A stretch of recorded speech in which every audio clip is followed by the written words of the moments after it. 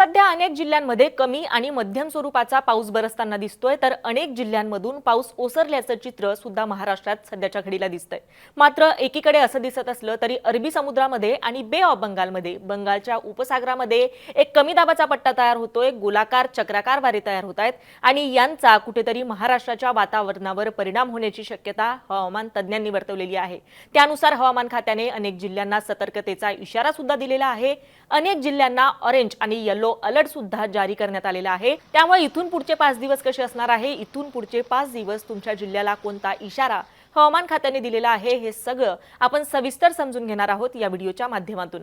नमस्कार, मी छाया आणि आपण पाहताय वेदर रिपोर्ट। तर सर्वात आधी हवामान खात्याने जारी केलेल्या सॅटेलाइट इमेजच्या माध्यमातून आपण बघणार आहोत की उपसागरांची नेमकी काय स्थिती आहे।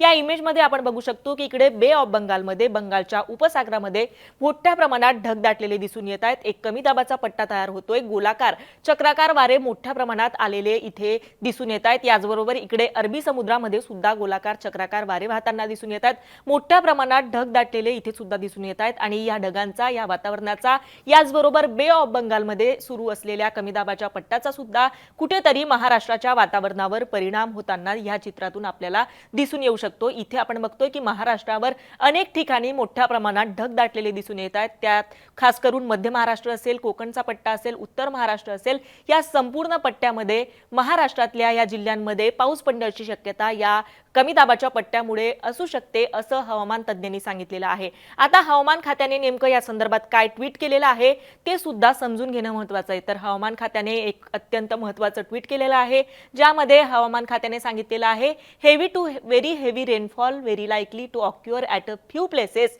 In the districts of north Konkan. याचा अर्थ असा की उत्तर कोकणातल्या अनेक भागांमध्ये पाऊस पडण्याची शक्यता आहे। त्याबरोबर त्यांनी पुढे सुद्धा म्हटलेलं आहे, heavy to very heavy rainfall very likely to occur at isolated places in the districts of South Konkan, Goa and Ghat area of south मध्य महाराष्ट्र।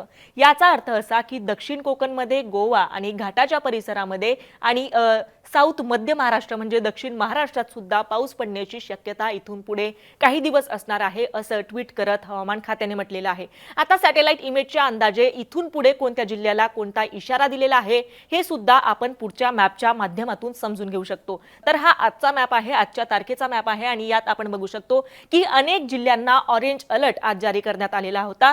कोकणातल्या काही जिल्ह्यांचा यामध्ये समावेश होता, त्यामध्ये रायगड, रत्नागिरी, त्याचबरोबर पालघर, ठाणे, पुण्याचा घाटाचा परिसर आणि साताऱ्याचा घाटपट्टा अशा या संपूर्ण पट्ट्याला आज ऑरेंज अलर्ट जारी करण्यात आलेला होता। तर मुंबईमध्ये आणि पश्चिम महाराष्ट्रातल्या, विदर्भातल्या आणि उत्तर महाराष्ट्रातल्या काही जिल्ह्यांना आज येलो अलर्ट जारी केलेला होता।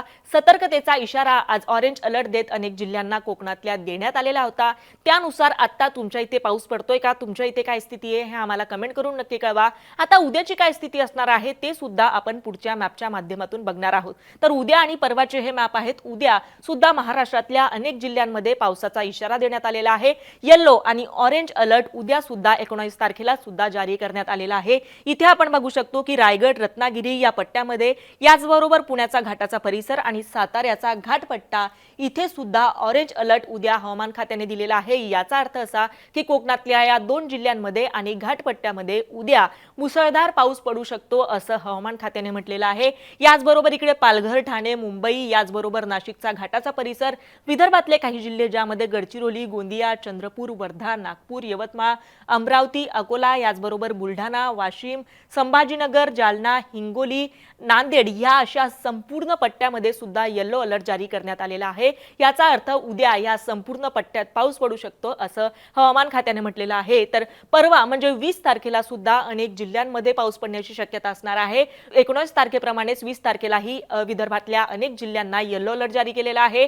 तर 20 तारखेला मात्र एकही जिल्ह्याला रेड किंवा ऑरेंज अलर्ट जारी केलेला नाहीये। रायगड, रत्नागिरी, सिंधुदुर्ग या पट्ट्यात येलो अलर्ट 20 तारखेला दिलेला आहे। याचबरोबर मुंबईला कोणत्याही प्रकारचा अलर्ट 20 तारखेला दिलेला नाहीये। याचा अर्थ 20 तारखेला मुंबईत पाऊस नसणार आहे। मात्र पुण्याच्या घाट परिसरात 20 तारखेला सुद्धा येलो अलर्ट जारी करण्यात आलेला आहे। आता त्याच्या पुढच्या दिवशी काय स्थिती असणार आहे, 21 तारखेला कसं वातावरण असणार आहे हे सुद्धा आपण पुढच्या मॅपच्या माध्यमातून, इमेजच्या माध्यमातून आपण समजून घेऊ शकतो। तर ही 21 तारखेची मॅप आहे. 21 तारखेला सुद्धा विदर्भातल्या अनेक जिल्ह्यांमध्ये पाऊस पडण्याची शक्यता आहे. त्यामध्ये गडचिरोली, गोंदिया, चंद्रपूर, वर्धा, यवतमाळ, नागपूर, अमरावती, अकोला, बुलढाणा, वाशिम अशा या संपूर्ण पट्ट्याचा येलो अलर्टमध्ये समावेश करण्यात आलेला आहे. तर 21 तारखेला सुद्धा रायगड, रत्नागिरी, सिंधुदुर्ग याचबरोबर ठाणे आणि पुण्याच्या घाटपट्ट्यामध्ये पाऊस पडू शकतो असं हवामान विभागाने म्हटलेलं आहे. येलो अलर्ट या संपूर्ण पट्ट्याला दिलेला आहे. मात्र 21 तारखेलाही मुंबई, पुण्याला कोणताही अलर्ट जारी करण्यात आलेला नाहीये. याचबरोबर महाराष्ट्रातल्या कोणत्या जिल्ह्याला ऑरेंज किंवा रेड अलर्ट जारी केलेला नाहीये. याचा अर्थ असा की अतिमुसळधार पावसाची शक्यता 21 तारखेला नसणार आहे असं हवामान विभागाने म्हटलेलं आहे. आता 22 तारखेला काय स्थिती असणार आहे तर 22 तारखेला सुद्धा विदर्भातल्या सगळ्या जिल्ह्यांमध्ये पाऊस पडण्याची शक्यता आहे. याचा अर्थ असा की इथून पुढचे सलग 5 दिवस विदर्भात पाऊस असणार आहे. काही वेळेस येलो अलर्ट तर काही वेळेस ऑरेंज अलर्ट हवामान खात्याने विदर्भातल्या जिल्ह्यांना दिलेला आहे. तर कोकणात त्यामध्ये रत्नागिरी, रायगड, सिंधुदुर्ग याचबरोबर ठाणे आणि पुण्याच्या घाट परिसरात 22 तारखेला सुद्धा येलो अलर्ट जारी करण्यात आलेला आहे. 22 तारखेला सुद्धा या पट्ट्यामध्ये पाऊस पडू शकतो असं हवामान खात्याने म्हटलेलं आहे. मात्र 22 तारखेला सुद्धा मुंबई, पुणे, नाशिक या पट्ट्यामध्ये पावसाची कोणतीही शक्यता वर्तवलेली नाहीये.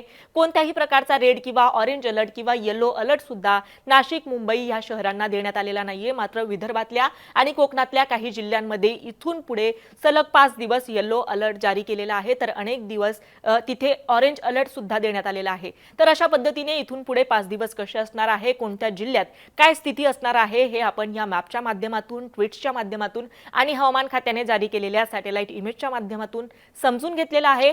तुम्हाला या व्यतिरिक्त आणखी काही प्रश्न असतील, मग ते वेदर रिपोर्ट संदर्भात असतील किंवा मान्सून संदर्भात असतील तर आम्हाला कमेंट करून नक्की कळवा. आणि सर्वात महत्त्वाचं म्हणजे मुंबई तकला जर तुम्ही नवीन असाल तर मुंबई तक चॅनलला सबस्क्राईब करायला विसरू नका. हा व्हिडिओ पाहिल्याबद्दल धन्यवाद.